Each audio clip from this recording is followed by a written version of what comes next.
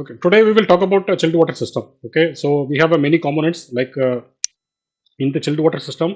There are major components are there. So that we will discuss now. So if you go to one of the circuit, okay, so this is the air cooled chiller circuit. Okay, there are two types. One is the water cooled and one is the air cooled. Okay, depends upon the type we will use it, but major normally for most of the building we use normally air cooled chiller types. Okay, so if you see this particular schematic diagram, okay, you can see there are chillers, multiple chillers are there, right? There are chilled water network. You have one of the major component is a chiller. Okay, then after that you can see the primary pumps. Okay, you can see the set of primary pumps, right? Then after that you can see the set of secondary pumps. Okay, then after that you can see the building side. Okay, there is a load side. Okay, this particular area you can say that there are multiple FAHUs or multiple AHUs or multiple FAHUs will be connected for the load purpose. Okay, so this is basically a building load. Okay, then after that you can see the one of the major component, you can see air and dirt separator. Okay, then you can see the other component is automatic chemical dosing. Okay, then you have a manual chemical dosing. Okay, then you can see that pressurization unit, right? Okay, so then you can see the chilled water piping. Okay, you can see that this is the primary side and this will be the secondary side. Clear, right? Okay, so when you talk about chilled water system network, you have a two type. One is the air cooled chiller, one is a water cooled chiller. When you talk about air cooled chiller, you have a major component, you have a chiller, then you have a primary pump, then you have a secondary pump, then you have a building side, AHU, fan coil unit, or FAHUs. Then you have a component like such as air and dirt separator, chemical dosing, then you have a pressurization unit. Okay, so when you talk about other type, which is water cooled system, okay, uh, you have a water cooled chiller will be there, and then you will be having a cooling tower, right? So that we will talk about separately that particular circuit. Now we will talk about only the air cooled chiller circuit. Clear, right? Okay, now we will go to the major component, which is the chiller. Okay, so I have just to go in detail of the chiller calculation, we will have a basic. Okay, what is the chiller and what are the types that we will see. Okay, I have just made one small PowerPoint. Okay, we can see that there are two type of chiller basically. Okay, we have a vapor absorption chiller. Okay, that will be operated by means of generator, condenser, and evaporator, something like that. Okay, this is not normally used in the building services. Okay, so we have another type of compressor. We have another type of chiller. We have a vapor compression chiller. Okay, so this particular chiller will be operated by means of compressors. Okay, if you talk about vapor absorption chiller, that will be operated by means of heat source. Okay, like you can say generator, absorber, such as different type of heat source item. Okay, so that will be working instead of mechanical compressors to produce chilled water. Okay, so this will be this type of chiller will not be operated normally by electricity. Okay, this will be operated by means of mechanical, okay, components such as like a generator or a different type of absorber, something like that. Okay, so this is one of the type. This is rarely used for industrial purpose, not for the building application. So we will not go in detail about vapor absorption chiller. Okay, so the second type is vapor compression chiller. So this type of chiller is a famous or widely used in HVAC system for cooling buildings and industrial processes. Okay, so this particular vapor compression system having a four major components. Okay, you can see that compressor, then you can see the condenser, then you can see that you have expansion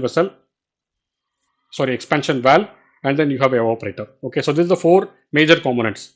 Okay, so we will see that each component, what is the purpose, everything clear, right? Then if you go to type of chiller, okay, further first we have seen that there are two basic type of chiller, which is vapor absorption and vapor compression. Then in that, under the vapor compression chiller, there are two types. One is the air cooled chiller and another one is the water cooled chiller. Clear, right, everyone?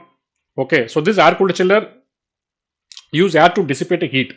Okay, and if you talk about a water cooled chiller, use water from a cooling tower to dissipate heat. So that is the difference. Okay, so normally air cooled chiller will be used for smaller capacities when you talk about capacity, and water cooled chiller will be used for very high capacities. Okay, instead of 10 chillers, you can keep only, instead of 10 air cooled chiller, you can keep only one water cooled chiller with that much high efficiency. Clear, right? We will go in detail. Okay, next if you talk about components, okay, as you see, there are different type of components in the chiller. Okay, one is a compressor, condenser, expansion vessel, and evaporator. Okay, so if you talk about compressors, okay, you can see the basic type of compressors. Okay, there are reciprocating compressors. Compressor is the one of the type. okay, and used for small applications, okay, ideally for smaller application, that means for smaller capacities. And then you have a rotary compressor. Under that you have a two type of compressor, which is called screw compressor and scroll compressor, which is depends upon the efficiency and its operation. Okay, so this type of this type of compressor normally used for medium sized application. Okay, like you can say 600 kilowatt, 800 kilowatt, something like that. Okay, then the very high capacity, when you go for 1500 kilowatt air compressor, air chiller, you will find the centrifugal type. Okay, like very high capacity, very high capacity. You normally see that centrifugal compressors, which is give you high efficiency. Okay, so you can see that for best for large scale application because of their high efficiency and the capacity. Okay, so this is the type of the compressor. Clear, right? Okay. Next, one of the component is condenser. Okay. If I go to the another type for the, uh, you can see the condenser. 1 minute.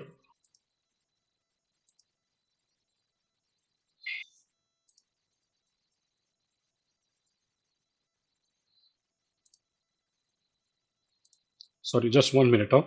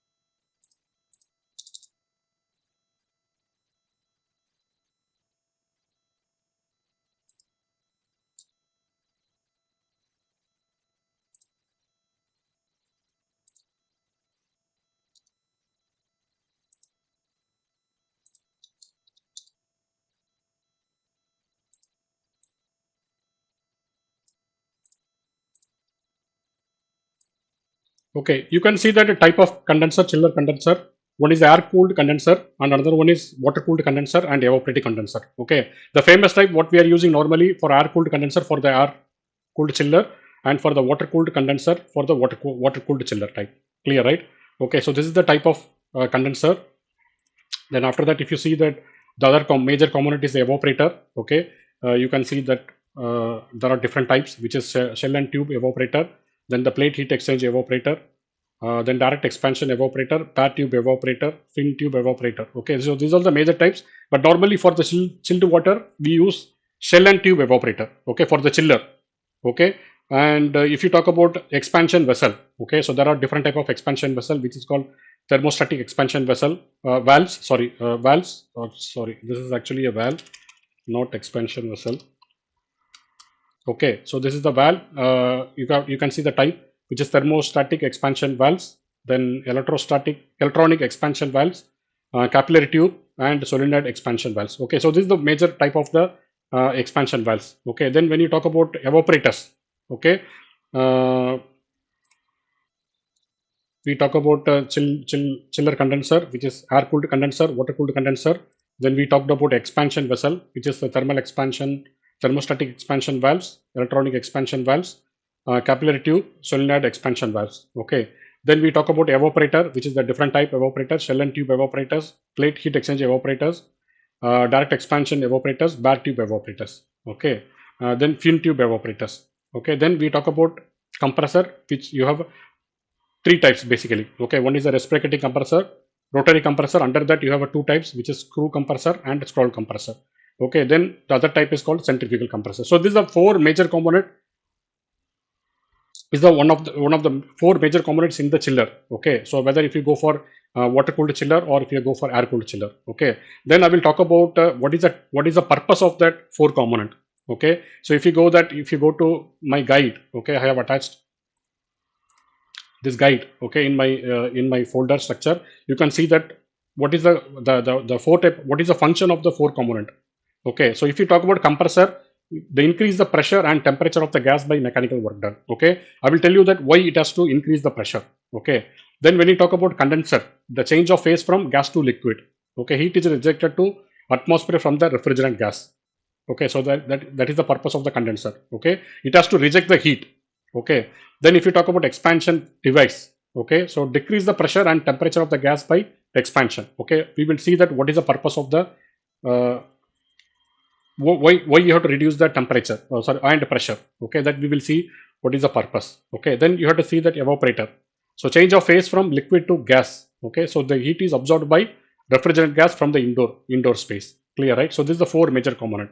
Okay, next one I will talk about the basic things. Okay, see, now we have done so far, we have done a heat load calculation for different rooms. Okay, now basically you have to select a type of machine. Okay, whether you want to go for DX machine, or you want to go for VRF machine, or you want to go for air cooled chiller, or you want to go for water cooled chiller.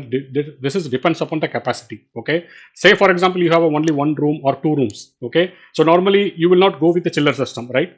Okay, for small rooms you may go with the DX system. Okay, because in the DX system you have evaporator, then you have a condenser, which is separately, right? In that particular system also you have a four major component. Okay, you can see that this is the evaporator, then you have a condenser, then you have expansion valve, then you have a compressor. Okay, so this is a simple DX system. Okay, you have an indoor unit, then you have a outdoor unit. So this both will be connected by means of refrigerant piping. Clear, right? So this is one of the simple system. Okay, when you go to other system, okay, you can see that chilled water system with air cooled condenser, right? So if you go to this particular system, you have a building side, right? Then you have a external outdoor side. Okay, so this, whatever the heat will be absorbed from the building side will be rejected to the outside. Okay, so this how it happens by means of chiller. Okay, in the chiller you have a both side, which is evaporator side, and you have a condenser side, right? This is the evaporator and you have a condenser, then you have a compressor, then also you have expansion vessel. So this is the, again, the next cycle for the air cooled chiller. Clear, right? Okay, then if you see the next one, which is called water cooled condenser. Okay, so you can see that there is a building side, then you can see that external. Okay, the heat will be rejected in the external. Okay, so here what is happening, the whatever the heat absorbed from the building by means of evaporator, okay, which is called indoor unit. Okay, indoor unit evaporator, maybe fan coil unit, or you can say AHU, whatever it is, right? So it absorbs the heat, then it rejects the heat in the evaporator side, right? So whatever the heat, it transferred to the evaporator side. Okay, so then this evaporator will be reject the heat by means of refrigerant. Okay, so this refrigerant will absorb the heat from the chilled water, right? Okay, so then that particular heat will be carried to the condenser, then that condenser will reject the heat to the condenser water. Okay, so this condenser water will carry the heat water to the cooling tower, then the cooling tower will absorb the heat, then it will reject the heat to the or ambient, right? So this is the way the cycle works. Okay, so now so far we have seen that three cycles. Okay, so this is the simple DX system. Okay, in the simple DX system, when you do the heat load calculation, you can able to arrive the total capacity required. Then based on that capacity, you have the machine available from the outside. Okay, so say for example, if I want to go with the DX system, okay, I have a airflow rate, sensible cooling load. I have a total cooling load. I have the airflow rate. Okay, then I have what is the supply temperature I have to maintain. So if you provide this information, the manufacturer can select the indoor unit, right? And he can provide you what is the capacity for required. Okay, what is the capacity available from the manufacturer, and he will try to match with the close with the design capacity. Okay, so based on that he will able to select. Okay, so this is the DX system, very simple DX system. But when you go to chilled water system, you have a major component, right? You have a building side, you have a FCU or AHU, right? Then that heat will be transferred to the chiller by means of chilled water. Okay, the chilled water will carry the heat Okay, whatever the heat absorbed by means of air, that heat will be carried by means of chilled water. Then it will reach to the evaporator. Okay, then the evaporator will reject the heat to the refrigerant. Okay, then the refrigerant will carry the heat to the condenser. Then the condenser will reject the heat to the atmosphere. So this is the way the cycle works. Okay, so based on this cycle only, if you go to this particular chilled water network, okay, if you go to this particular schematic, okay, you can see the same thing whatever we have explained. Okay, you have a chiller here. Okay, then you have a primary pump. Okay, then you have the secondary pump here. Then you have the building side where you have a AHU, FCU or FHU. So this particular area we have seen the capacity, how to calculate the FHU capacity, how to calculate the HCU capacity, how to calculate the fan coil unit capacity, everything we have seen, right? So now we are going to detail about the chiller. Okay, how to calculate the chiller and how to select the chiller, right? So that I will show you one of the Excel sheet.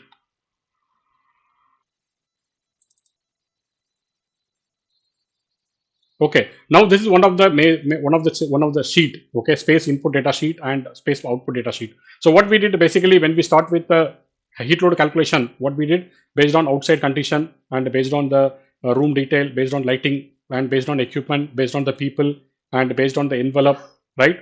And based on the design condition, we have calculated the total heat requirement. Whatever the heat available in the building. Okay, so based on that heat available, we have selected the indoor unit, right? Whether FCU or AHU we have selected. Okay, so then in that particular project we have a total heat, right? So we are going to calculate what is the total heat in that particular project. Okay, assume that my total heat in the project based on the space output or based on the equipment schedule, I have a total of 2339 kilowatt. Okay, so that much heat available in the building. Okay, and based on the heat available in the building, I can able to select my fan coil unit to absorb all the heat. Okay, or I can select the HU to absorb all the heat by means of air. Okay, so whatever the heat I absorb from the space by means of fan coil unit or by means of IHU. Okay, so all the heat will be transferred through the chilled water network. Okay, so that much heat should be reject by to the through the atmosphere, right? So I have to select a equipment called chiller. Okay, so that chiller will absorb all the heat from the chilled water system, right? Because it is a chilled water network. Okay, so when I see the air cooled chiller, when you do the selection of the air cooled chiller, I will be selecting based on the tonnage, right? Based on the kilowatt or based on the tonnage, I will be selecting. So I have a total kilowatt, this much kilowatt. Okay, so now I have a total heat of, say for example, as a round off, I have a total of 2400 kilowatt heat is available in the building. So I have to select the chiller, right? So what are the parameters I have to consider when I select the chiller? You can see that there are different parameters. Okay, one is the chiller capacity. Then I have to calculate the chiller capacity. I have to see how many number of working chiller. I have to see how many number of assisted chiller. I have to see how many number of standby chillers. Okay, what is the space constraint? What is the maintenance? What is the operation cost? Okay, and what is the water flow rate? Okay, for that chiller. Then I have to calculate the COP. Okay, like efficiency of the chiller. Okay, then I have to calculate the efficiency of the compressor. Then I have to calculate the chiller efficiency. Okay, then I have to calculate energy efficiency ratio. Okay, then I have to calculate seasonal energy efficiency ratio, which is called IPLV. Okay, based on HRA condition and based on local condition, which is called NPLV, right? Then based on the ambient temperature, I have to select my chiller. Then based on my chilled water in and outlet, I have to select my chiller. Then based on the refrigerant type, okay, then based on the diversity factor. So these are the factors I have to consider while selecting the chiller. Is everyone clear, right? What I'm saying? Is there anyone doubt or any questions?